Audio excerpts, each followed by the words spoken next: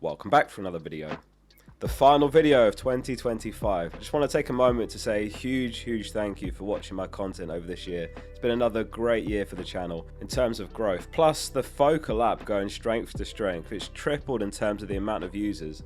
Just on that note, today is the final day of the entire season to claim free premium for the Focal app. It gets you tons of benefits like all the ads removed, dashboard customization so you can add, remove or rearrange the tools, you can choose your own theme, plus you get all the premium tools like the Gameweek projections, articles written by me and loads more. There's too many benefits to list, and you can cancel straight away if you want and you still get the free month, so that's a good 5 game weeks, though hopefully you like it enough to keep it running after the month.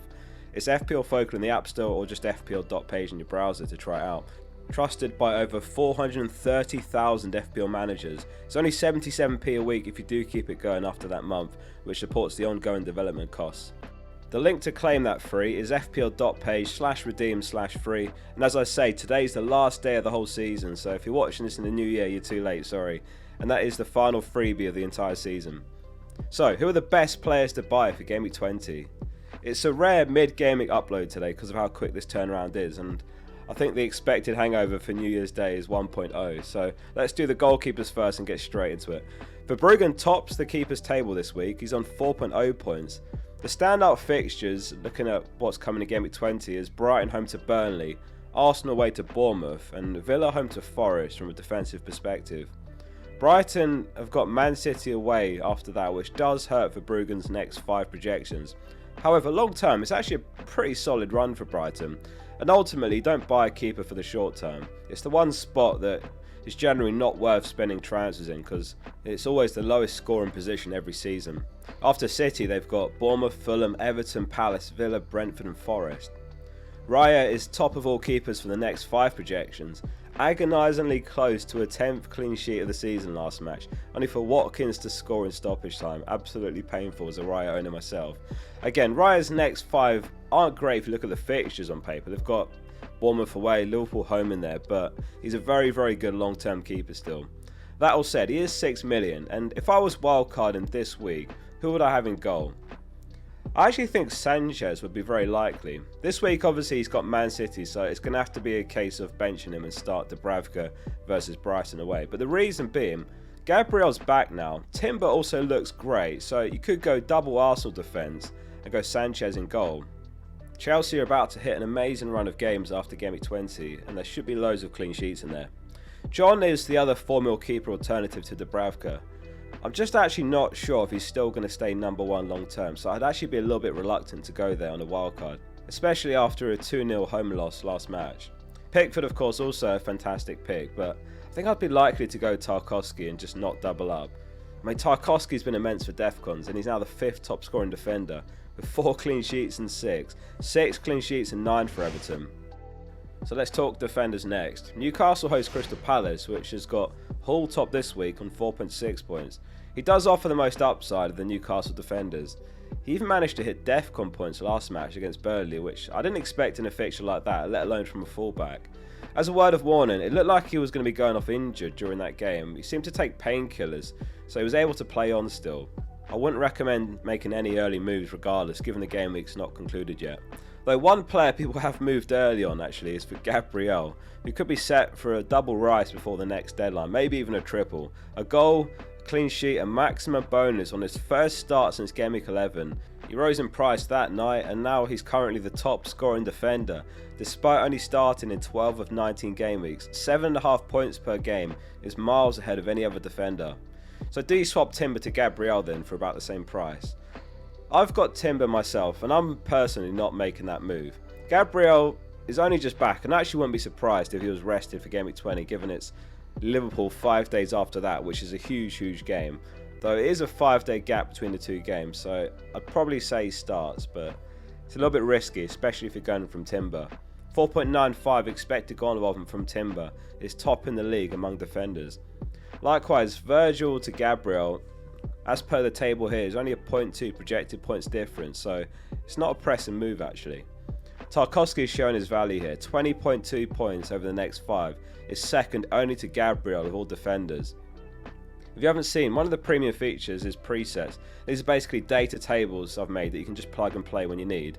There's one called DEFCON Defenders that shows who's the best per 90 for DEFCONs and also the best success rates.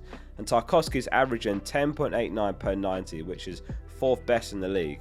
Senesi, Collins and Anderson, the only 3 that are higher. If you can't afford Hall, then Chow's on the table as well for 5 mil. Perfectly good alternative. 2 home fixtures to Palace and Leeds next, and then it's Wolves away for Newcastle. So with the keepers and defenders in mind, who's got the best fixture run for clean sheets?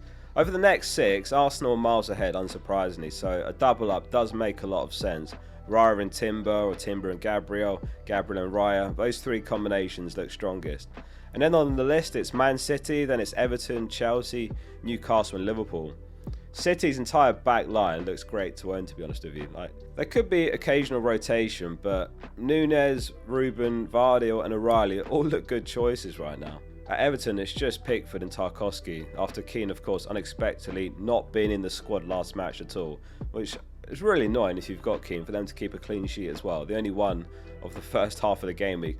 And Moyes refused to elaborate when he was asked why he wasn't in the squad, so that's no help either. At Chelsea, James is just too much of a rotation risk, shown once again last match, so it's Cucurella or Chalobah or Sanchez, they're the safer picks. At Newcastle, it's just Hall or Chow. Liverpool's odds do turn here from Game Week 23, so Van Dijk looks good to hold for now, but then I'd look to pivot away in a few game weeks' time. Midfielders next, and it's all very close here. Actually, captaincy is quite difficult as well, or maybe it's just set and forget Haaland captain, go back to what works. Saka is top on 5.5 points, Cunha 5.3, Foden 5.2, Szoboszlai 5.0. It was a really poor showing from Man United, wasn't it? Only taking a point home to rock bottom Wolves. Fundamentally, they are missing so many players. Hopefully Mount and Mainu are back next match. It's Leeds away next for Man United. So what's the situation with Rice then? He sustained a knee injury in Game Week 18 against Brighton, which forced him to miss the Villa game in Game Week 19. Arteta was asked about him and he said the following. Declan got a big kick in his knee at the start of the Brighton match. The game was too early for him to be able to consider him. Short term, we think so. We're hopeful when the swelling comes down he can start to function. He will be fine. So it does seem a little bit of a risk for Game Week 20 as well, unfortunately. If you've been waiting for the right moment to buy Rodgers, then this could be it. Some tough fixtures out of the way now. Up next for Villa, it's Forest home, Palace away, Everton home. He's got 7 goals, 3 assists, 10 goal involvements this season. The likes of Kudus and Jorginho make the list as well for their fixtures this week, but for me, Szoboszlai, Rodgers and Gordon just look better in that price range in the grand scheme of things. Very much down to preference who's the absolute best there, as they're all very close.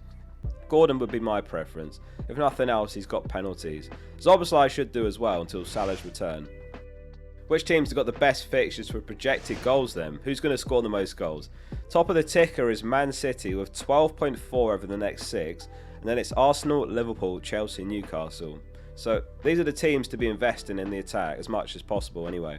City's pretty easy, isn't it? It's Haaland, Foden, maybe Cherky. At Arsenal, it's just Saka really right now.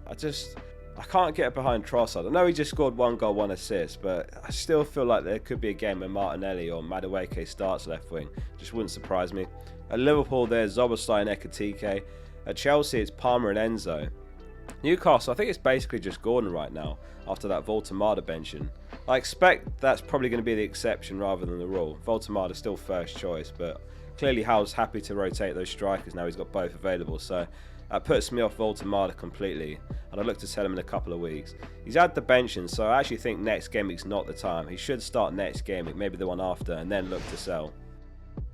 Finishing up with the forwards quickly then. So it's Haaland top on 6.8 points, which puts him firmly top of all players in the Game Week 20 projections, home to Chelsea. Next closest was Saka on 5.5 points. Ekitike joint second with Bowen, who was on the score sheet in that draw against Brighton last game week. West Ham's next 4 are amazing as well, and although West Ham have been poor overall, they're in a relegation scrap right now. Bowen is doing well from an FPL perspective, and these are huge games in their fight to avoid relegation. West Ham have got Wolves away, Forest home, Spurs away, Sunderland home. He's only 7.4% owned. A haul is coming. Other than that, the forwards list does still feel pretty stale, doesn't it? I mean, Calvert-Lewin's been on a crazy run lately, and he's actually generated good underlying numbers to back it up as well, but I just can't see myself going there based on past experiences owning him.